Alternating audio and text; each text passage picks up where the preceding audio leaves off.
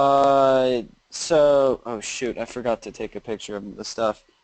Well, actually, I did just take my unit test Hmm? on Wednesday. So we kind of got done with that unit with the fraction stuff that we were doing last week, remember? Actually, I don't, but I will the moment you refresh me with a problem. Um, Uh, are you on spring break next week? yeah, I am. Okay. So what do we want to cover today? This is Thursday. Do you have school tomorrow? Do you have any kind of quiz or test that you're preparing for? I do have, actually no, I don't have a quiz or anything tomorrow. Um, but I can get some, hold on, might have to run downstairs really quickly, but I think I can go get some stuff Okay. that we can work on. Okay. Um, It's hard for me to bring it to the table because I have no idea what the what we're degree of, doing. well, what the degree of difficulty that you're dealing with is.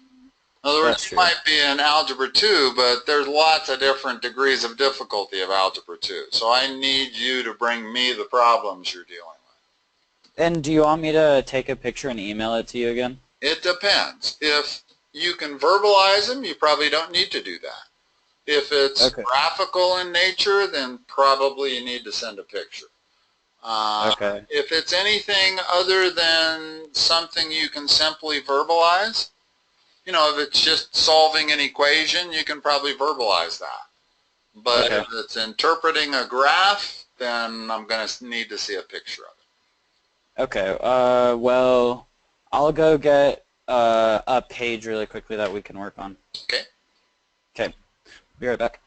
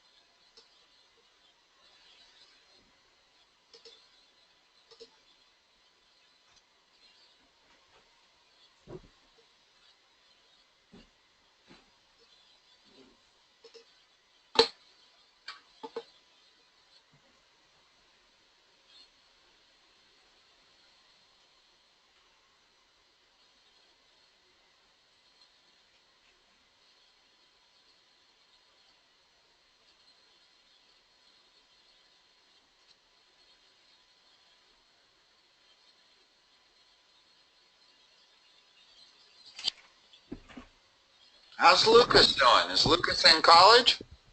Yeah, Lucas is in college. Where? Where's he going? He goes to CU Boulder. Huh? Okay.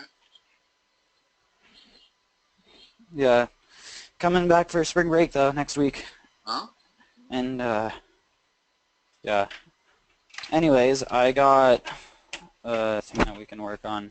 Um, do you know how, or do you think I could just say that like I think I might be able to just say these ones if you're able to write them. Verbalize them? Well, let's try. Let's give it a shot. Okay. So it's minus 3 over 4x plus 5 minus 1. And we would need to find the vertical asymptotes, Okay. the horizontal asymptotes. This is y equals this function? Yeah. Okay. Yeah, we can verbalize these kind of problems. Yeah, okay. As Sweet. long as the graphing is done on my end, then it doesn't matter. If they're giving you a graph and they want you to figure out the equation of that graph, you need to send that. That's not something you can verbalize. Yeah, no, but I don't have a graph or anything. That's fine. It's basically just problems like this. Okay. And we define the vertical asymptotes, the horizontal asymptote, holes, y-intercept, domain restrictions, stuff like that. Right. No, I'm familiar with these kind of problems. Yeah, okay. So let's start. A good place to always start is the vertical asymptotes. Okay. Well, it's also worth recognizing that this is hyperbolic in nature. Okay. And by that, I mean the function is going to look something like your typical hyperbola. Yeah. Okay? Only we've got to put it specifically for this function. So the good place to start is your vertical asymptotes. How do I figure out my vertical asymptote? It's by figuring out what number equals 0 on the denominator, right? Okay, so if I say 4x plus 5 equals 0, solve that. Minus 5, so it's 4/5. Minus 5/4. Or minus 5 over 4, yeah. 4/5. Make sure you do it in the right order. Yep. So if in red I want to put my vertical asymptote at minus 5/4. Okay. And It's one thing you know the function can never cross is the vertical asymptote. yeah. It can cross horizontal asymptotes and it can cross oblique asymptotes. What But is an oblique? oblique is a slanted asymptote. Like diagonal? Yes. Okay. Okay. But it can never cross vertical asymptotes. So I know that wherever my function is going to be drawn, it's never crossing this red line. Yeah. Now, let's talk about horizontal asymptotes. That's the vertical asymptote. How do I figure horizontal asymptote? Well, I think the horizontal asymptote for this one is actually 0, right? Yes. In other words, as long as the denominator is a higher degree than the numerator, then the horizontal asymptote is always y equals 0. Okay. Let me put it in there. And y equals 0 is the x-axis. Okay. Now I have a pretty good grid. Now the only thing I would really like also to incorporate is that minus 1. What does that minus 1 do? The minus 1... Wait, that is the horizontal asymptote, right? Well, it changes the horizontal asymptote. It shifts it down by 1. Okay. So, yeah, the new horizontal asymptote, after I incorporate that minus 1, changes the horizontal asymptote that most hyperbolic functions would have. Hold on a second. Let me redraw my x-axis. So now we've got the x-axis, the y-axis, and our vertical and horizontal asymptotes for this function. Okay? Okay. Now, at this point, I know that it's hyperbolic in nature. Let me go ahead and, let me write y equal minus 1 is the horizontal asymptote. Hyperbolic in nature means it's probably going to look like this, but there's a possibility that it might look like this. In other words, it's a hyperbola that is asymptotic to my vertical and horizontal asymptotes. The only thing I really don't know is whether it's in the first and third quadrant, the black one, or the second and fourth quadrant, the green one. Okay.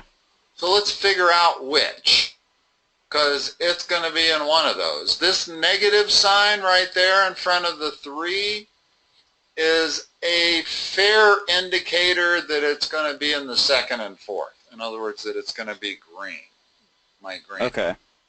But it's really easy to tell what value can I substitute for x that's really easy to simplify and figure out. 1. About 0. Oh, let's go 0, okay. Well, I can see where 0 is right there. Yeah. So I'm real clear that if I get a positive y value, it's my black curve. If I get a negative y value, it's got to be my green curve, right? Mm-hmm. Yeah. Plug in 0, what do you get? Plug in 0 and it's -3 plus, or it's -3 over 5. -1. Yeah, -1. That's a negative number. Not only is it a negative number, here, let's write what it is. It's Would it, negative wait, what, 3 over 5 minus 1, which is negative 1 3/5. okay. All right? Okay. Now, if I look at the point where x is equal to 0, this looks like it could be negative 1 3/5. This certainly cannot be. The Yeah. upper circle is a positive number, and we got a negative number. So immediately that tells me that my curve is the green curve, not the black curve. Yeah. And that's the way I figure out how to place the curves. I used to think that you can tell by whether there's a negative or a positive sign here, but these functions can come awfully complicated. You can have a negative sign in the numerator, and you could have 5 minus x in the denominator. And that's probably going to be in the first and third quadrants. Okay? So Okay. the truest test to make sure you have it right is to plug in a very simple point. And the simplest point that I could plug in was x equals 0, because it allows me the simplest way to calculate what this thing is. Mm-hmm. Now, what else did they want to know? They wanted to know vertical, horizontal asymptotes, holes. There's no holes on this one. Okay. When we get to one that has a hole, I'll explain how holes work. Wait, and the y-intercept is negative. Okay, let's figure out what it is. In other words, sorry, hold on. Just a second. Sometimes I hate this thing. Yeah. Program, because I think I'm on right, and I'm really on erase. And the moment I touch any part of the graph, it erases it all. Yeah. So let's figure out what that y-intercept is. What's the easiest way to figure out what that value is? You put x equal to 0, right? Correct. That's the number we already figured out. Yeah. So that's minus, we'll call it 8/5. Personally, I prefer improper fractions to proper fractions. Okay. Just easier to deal with in the overall scheme of things. Almost always when you have a proper fraction, you end up having to convert it to an improper fraction in order to do anything else with it. So that's the y-intercept, minus 8/5. What else did they want to know? Domain restrictions. Okay, let's look at our green graph. You can always look at a graph and figure out domain. Just figure out what are the allowable values for x. Well, isn't the vertical asymptote a domain restriction? It is. But the way to figure out domain is to look at the graph and try to figure out usually the question is what can x not be? Yeah. It's not so much what can x be, because most of the time x can be all real numbers. But there is one specific x that it cannot ever be here. Is it actually -1, or is it -3/5? Negative 5/4. That 5/4. vertical asymptote. In other words, the vertical asymptote tells you that x can never be this value. Notice the green function never crosses this, never touches it. Yeah. So there's no way you can ever put in x of -5/4, because if you do, you're dividing by 0. And that's the #1 law of mathematics. Never, ever can you divide by 0. Yeah. So that is our domain restriction. Now, there's lots of ways to write domains. How do they want it? Do they want it in interval notation? Do they No, I want think they wanted it in like... any old way? In other words, you could say x equals all real numbers except x cannot be equal to minus 5/4. I think that's actually how it is, like the x with equals, or cannot equal negative 5/4. There's also interval notation. Let me just expose it to you so you'll know it if they ever teach it to you. Oh, yeah. My teacher was showing us this. It cannot be 5/4 ever, but it is in union with every point to the right of 5/4. So And every point. if I wanted to give you the domain in interval notation, this is it here. Okay. Okay? And I don't know the names of these different notations, but for simple ones where x can be all real numbers except one specific number, that works pretty good. In other words, that says x can be all reals, and this says except x cannot be minus 5/4. Okay. Now, did they want range also? No, that's not what it says on here. What else did they ask for in this function? I think that's it, actually. Okay. Okay, you ready to do another one? That's I am. X to the third minus 5x squared plus 6x over x cubed minus 10x squared plus 16. 16 or 16x? 16x. That it? Yeah. Okay, this is going to also be hyperbolic in nature. In other words, if I said y is x plus 1 over x minus 1, that's also hyperbolic in nature. So whenever you have ratios with the variables in the numerator and the denominator, you're looking at a hyperbolic function. Yeah. Okay? So the thing that we really need to first figure out is where are our asymptotes. Now, the best thing to do here is to factor when you can. Okay. Well, I can take an x out of the numerator, leaving this. And the denominator, right? And the denominator. Not only that, but I'm going to be able to factor each one further.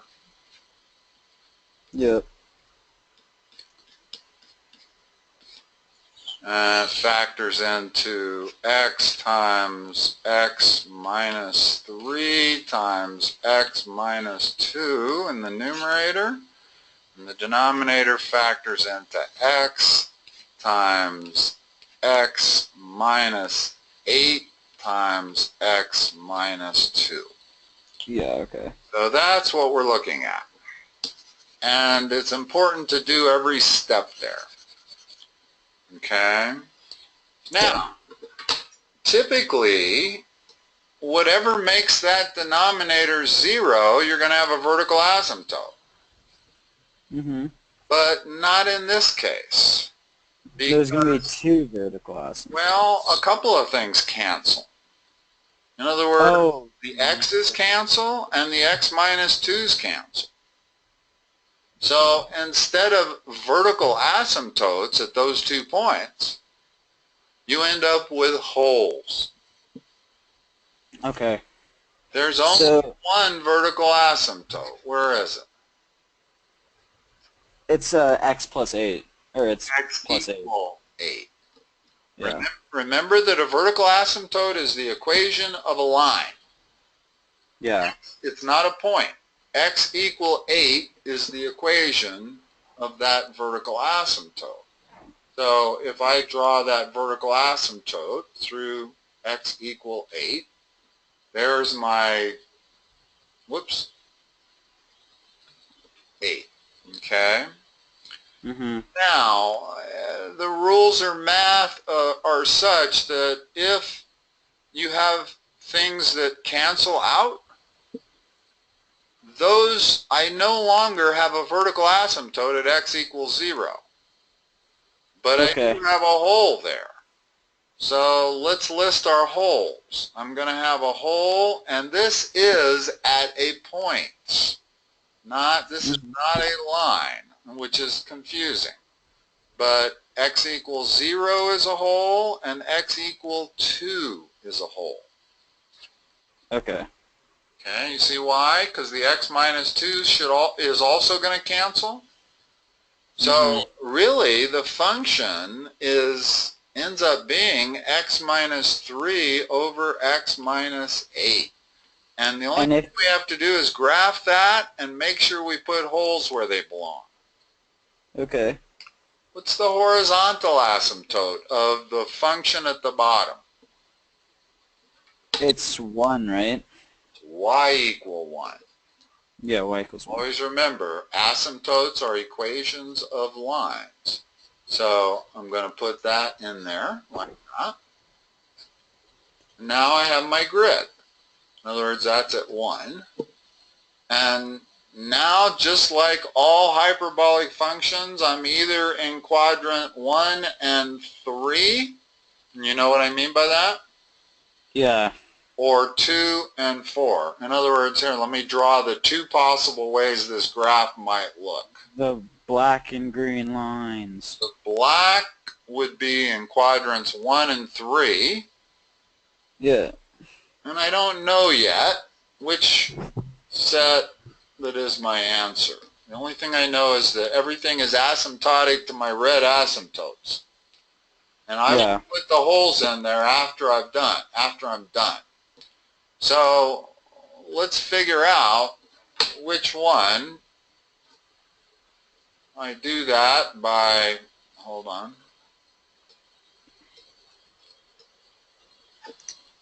So remember what the final function is. That's the final function. So that should allow you to determine whether I'm dealing with the black or the green. Okay. Pick a value for x. Let's go 0 again. Okay? That's right here. So minus 3, so it's positive x, or would it just be 8 over 3? It's 3 over 8. 3 over 8, I mean, God. Correct. So which curve am I looking at? The black or the green?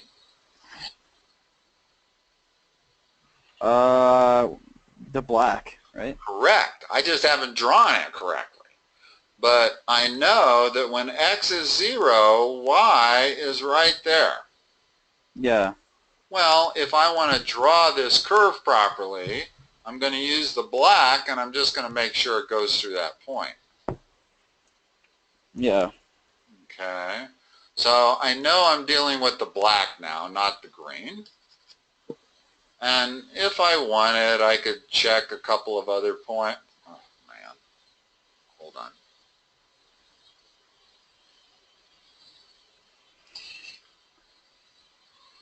My horizontal asymptote was at 1, so therefore, okay. Yeah, in other words, when you figure out whether you're in first and third or second and fourth, it doesn't have to match where you drew it. What it has Yeah. to fit is the red grid. In other words, originally I drew it down here, so it made it look like, wow, when x was 0, y needs to be negative. But Mm-hmm. I was just drawing a rough approximation of it. These Okay. hyperbolas can get, they can have different shapes. In other words, this one might look like this, or it could look like this. there's lots of possibilities. The only thing I know for sure is that when x is greater than 8, y better be greater than 1. You get that?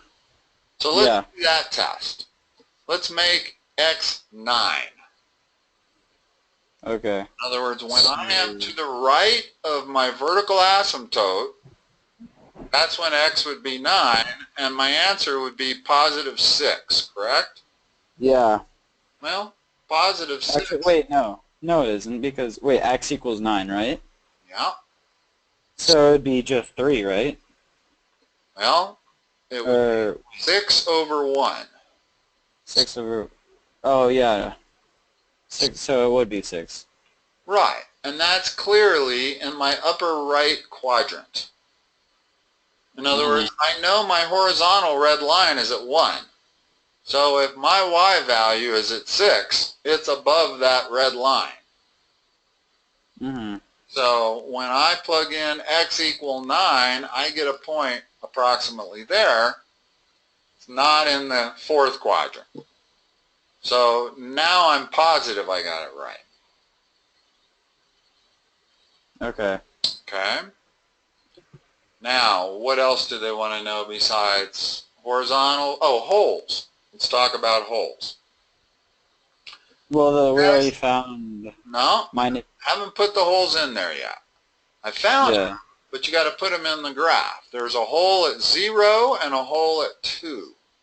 Well, here's what holes look like. You actually put a hole there and a hole at 2. I'm not positive where 2 is. Let's pretend it's right there. Okay. And that's what it looks like, a hole. Now, it's important to understand that if you put this in your calculator, it will not show you holes. Because a hole is an infinitesimally small area. It's not a big hole like I drew it. It's a hole at x equals 2 or x equals 0, and those 2 points are like microscopic.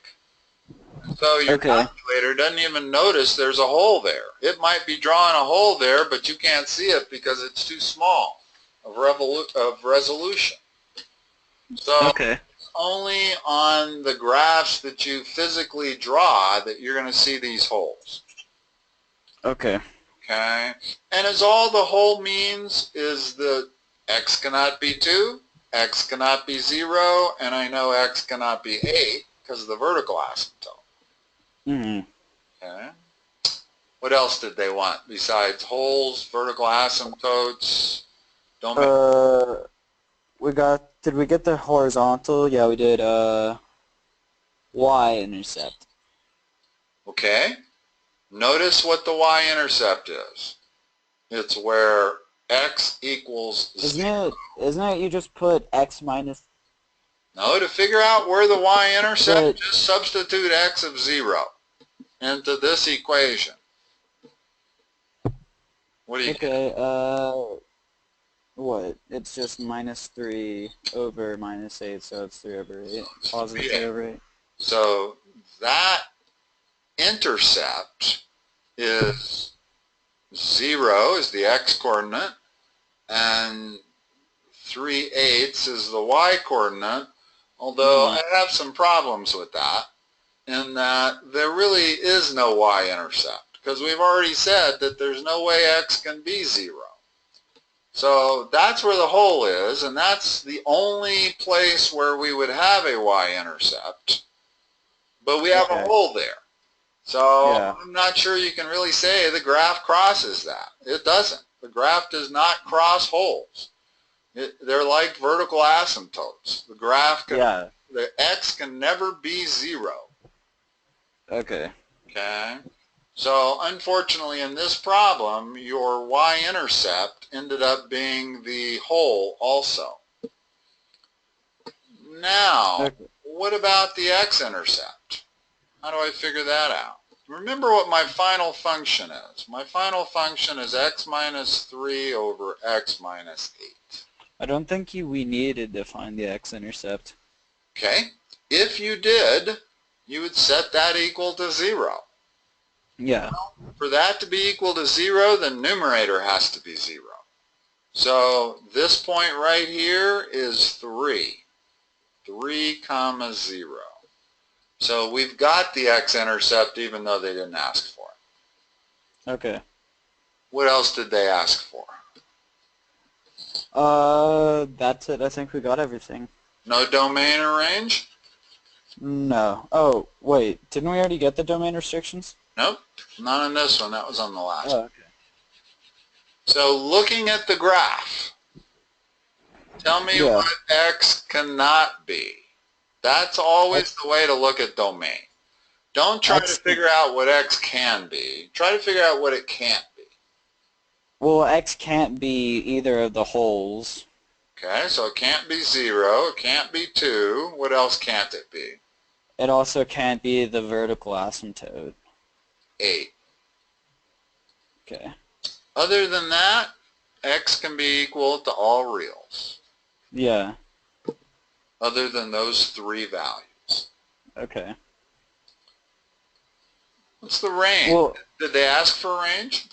no, they don't ask for range. I don't know how to find that. Well, But it's important that you understand that you could figure it out from looking at the graph. That's why yeah, I'm okay. not sure I'm ready to bypass it. Okay? Yeah, okay. So from our graph, it appears that the range can be all real numbers, Yeah. except y equals 0. No, it can be that. It can be that. It can't be this y point, whatever that is. In other words, when x is equal to 2,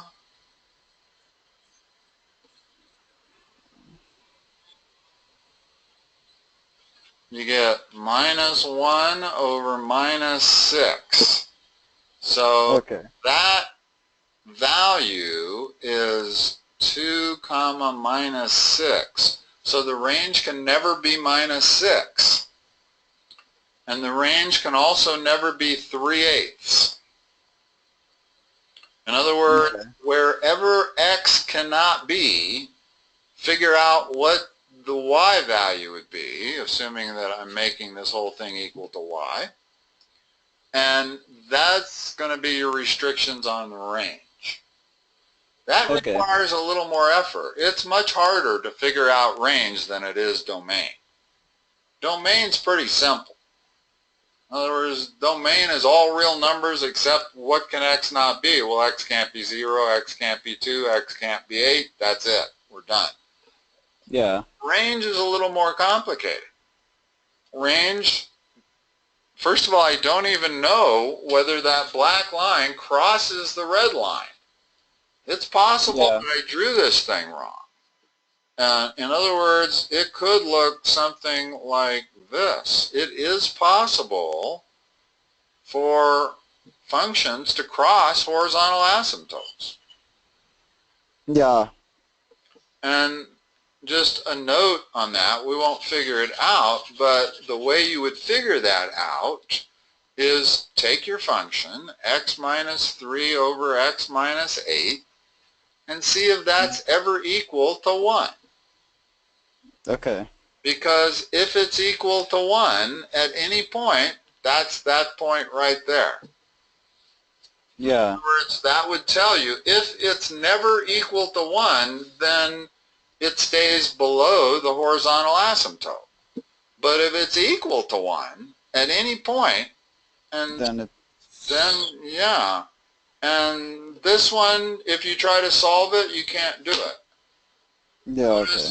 In other words, the way you figure out whether it crosses the horizontal asymptote or not is you try to solve this equation. Well, if I try to solve that equation, my next step is this.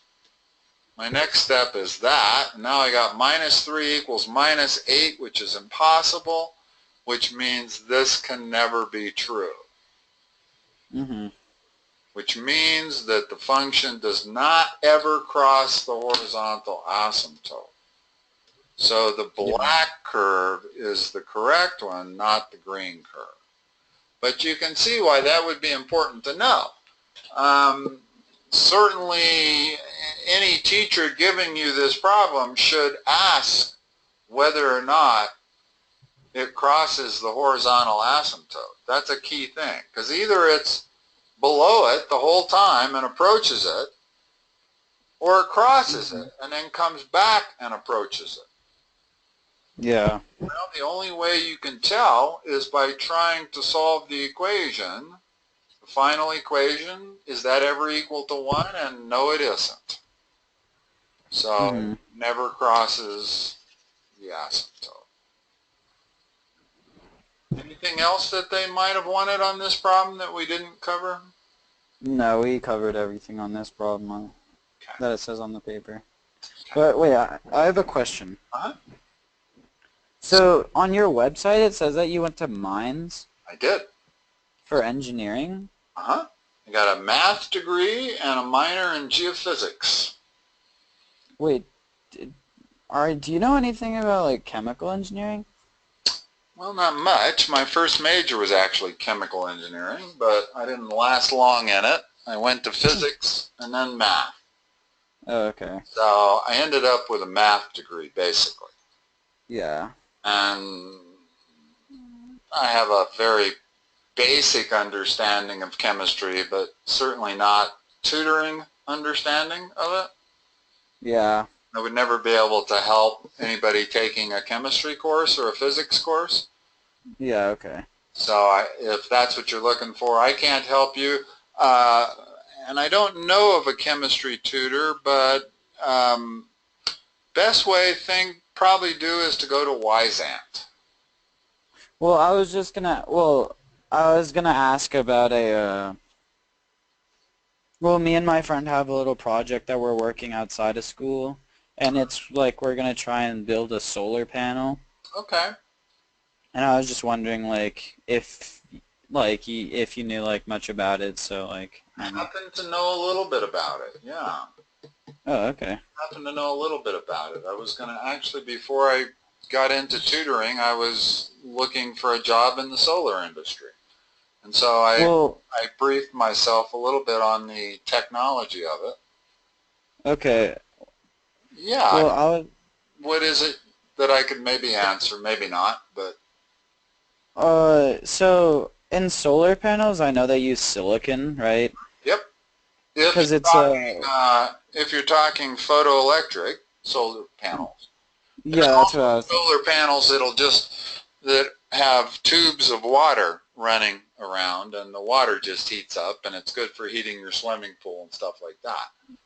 But if you want photovoltaic solar, where it can produce electricity, then you got to use the solar panels that are made of silicon and stuff. Well, yeah, that's what I was going to ask about. Because it's made. Most solar panels are made of silicon because it has like an outside electron that gets knocked loose, right? Yes. In other words, once you start, the sun knocks those electrons loose, starts a stream of electrons, and you get your electricity.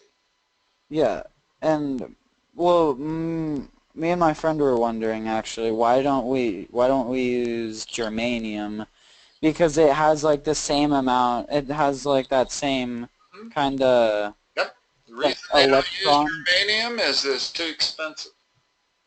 Oh, really? Yep. If you're building a solar panel for the space station where cost is no consideration, but efficiency is, you'd make it out of germanium. Okay. Building it for somebody's rooftop in Denver, it's got to be cost efficient. In other words, it's got to compete with burning natural gas to produce electricity or coal or any of the others. And from my understanding, germanium, which is the best mineral to use, if you were trying to get the maximum solar electricity out of a given solar panel, you'd build it out of germanium, but it's not the most cost effective. Okay. But like I said, if you're building it for outer space where it has to be efficient, you might use germanium. Yeah, we were wondering about that because we were thinking that we're gonna maybe try and use germanium in our personal solar panel. Yeah, you might get away with doing that. I don't know what the cost is. The cost Yeah, difference. exactly. But yeah, I can't even imagine what it could be huge. In other words, Yeah, germanium is a rare earth mineral, I believe, and it's liable to cost who knows what. But yeah, silicon is the most common mineral on the planet. So yeah, if you can make solar panels out of silicon, that's always going to be the cheapest way to go. Even yeah, if your exactly. germanium panel produces twice the amount of electricity as a silicon, You can still make twice as many. yeah, germanium might be 100 times more expensive than silicon. Yeah, okay. Okay, so that's what it kind of boils down to. So Yeah, it okay. really depends on where you're using it. In other words, if you're Okay. using it on Earth, it's got to be cost effective. If you're using it on the moon, then I'm going with germanium and I don't care about cost. Yeah, Because okay. I need the most electricity given a certain volume of Right. germanium or material. Yeah. That's what, well, yeah, that's what we were wondering. And, so, well, me and my friend also, like you used to be, me and my friend are thinking that we kind of want to get into like that renewable, like solar panel industry kind of thing. Great industry. And I can't ever imagine it's ever going to go anywhere but up. exactly. And we were thinking like, do you think somebody would buy like something that's really expensive right off the bat, but then it would like make them money in the long term, or Probably not. In other words, that's not what everybody's consideration is. do Everybody's you think that, consideration is can this solar panel produce electricity cheaper than I can get it from public service? okay, That's the only thing that matters. If it's more okay, expensive, even if it were to pay for itself in 10 years' time, yeah. it's going to be a hard sell. What if, okay, yeah, and what if we were able, what if it's just like, say we were able to make a solar panel and it could produce like the same amount of energy that three barrels of oil could produce, but every day. Gotcha, gotcha. Then how, like, that would be pretty successful, right? Well, it Because sounds that like, lasts yeah, for, that's not as obvious of a solution as you might think. In other okay, words, let's talk about regular solar panels. Okay? yeah, If I spend $20,000 on regular solar panels, I can hmm, eliminate my electricity bill totally. yeah, Well, my electricity bill is $150 a month. okay, So does that make sense to do? yeah, no, Well, it might. it doesn't. Well, these solar panels are going to give me 30 years worth of electricity, right? So they're going to For produce free too after a while. $100 worth of electricity every year. So if they Hmm. actually do 30 years, that's $54,000 worth of electricity. Hmm. That's more, that's better than that. Okay. But the analysis is not that clear. First of all, Do we you, don't have a lot of history with solar panels, so we don't know that they really work for 30 years, although it yeah, kind of exactly. looks like they do. Yeah. Because we certainly have some that have been around for 25 years and they're still producing electricity. Yeah. Even still, you get into things like what is the net present value of 54,000 and how does that compare to this $150 a month cost through public service? So Okay. the logic is not that clear. In other words, Yeah. there's no automatic break even. In other words, if my solar panels were 10,000 instead of 20,000, well, yeah, that's starting to look a lot more attractive, but you still have to make certain assumptions about the lifespan of the solar panels and how much electricity they're going to pump out over their lifetime. Okay. And that's And really the number that's key. Do you think that instead of trying to like approach maybe like natural like consumer thing, like if say we could produce like a crazy amount of electricity from like one solar panel, do you think we should approach maybe like bigger foundations or like even governments about putting more of them in one place to produce more energy rather than just a Every regular like everybody, whether it's a person, a city, a government, or country, is all going to be geared towards the same thing. What okay. is its cost compared to its alternative? Well, I feel like countries though, actually I don't know about Yeah, this. no, you got a point. Some I countries feel like might pay a higher cost just because it's clean energy. In other words, that's what the world's really going to come down yeah, to. and I was Are we willing to spend extra money well also to make sure our energy is clean? well also it's also I think accounting, right? There's a lot of accountants I'm guessing There is. in Well, so if there's like a lot of accountants going like this would be more effective over the right. long term for saving money, do you think that if we're able to because I'm thinking like maybe if you spend a lot of money and then produce like on solar panels that produce a lot of electricity, then it would pay. Do you think that it would pay The first thing for you need to do itself? is compare the cost of germanium to silicon. Yeah, okay. If it's a 3-to-1 cost, then you're probably in the No. ballpark. If it's a 10-to-1 cost, probably no chance. Okay. Okay? Because the Okay. germanium maybe will produce 3 times the electricity of the silicon. Yeah. So if it was 3 times more expensive, that would be your break even. What if it was even okay, I'm trying to think of hypotheticals, but like what if it was even more? Like what if germanium could produce That's like what you got to figure 10 out. times as That's what much? you got to figure out. The two most important numbers you're going to be dealing with, and I would love to talk about this with you further, but unfortunately I'm 2 minutes late for a 4:30 appointment, so I got Yeah, to. okay. But the two Sorry. numbers are the cost of germanium versus silicon.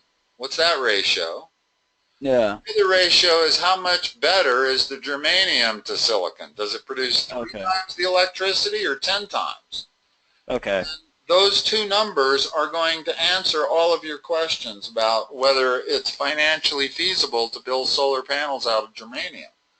Okay, well, I'll have to just do I'm some going to research tell on you it. probably it isn't, otherwise they would be doing it. Yeah. If it was financially more efficient, then China would be spitting out germanium solar panels, not silicon ones. Okay. Okay? All right. Okay. Jonathan, I'm going to let you go, and I will talk to you next time. Okay, well, see ya. All right. Bye-bye.